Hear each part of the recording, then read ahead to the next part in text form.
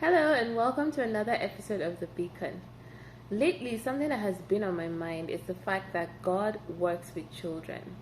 I see this a lot in our society where people treat children like they're in a waiting phase. You need to come out of this season to be able to come into the things that you can be, the things that you can do.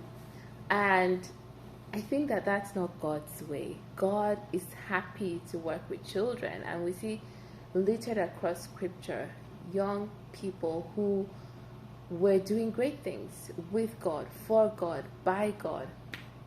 And so, over the next few weeks, I want us to take a look at some of these amazing stories of people, young people like Esther and David and Gideon and Samuel.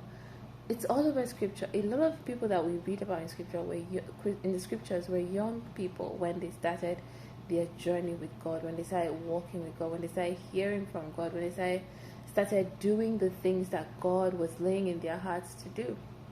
And so I want us to have that consciousness and know that our children are capable of great things even while they are children. Paul said to Timothy, "Do not let anyone despise your youth," because he was a young man who was overseeing a church.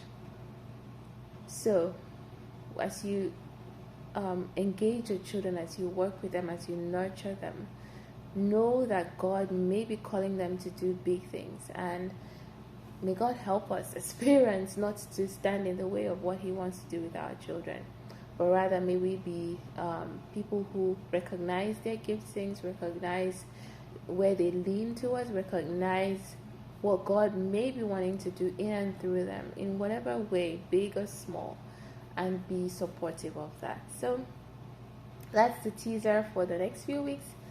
I hope that we will learn a lot from this journey on how we can really support our children to know God, love God, walk with Him, and start to run with the visions of God.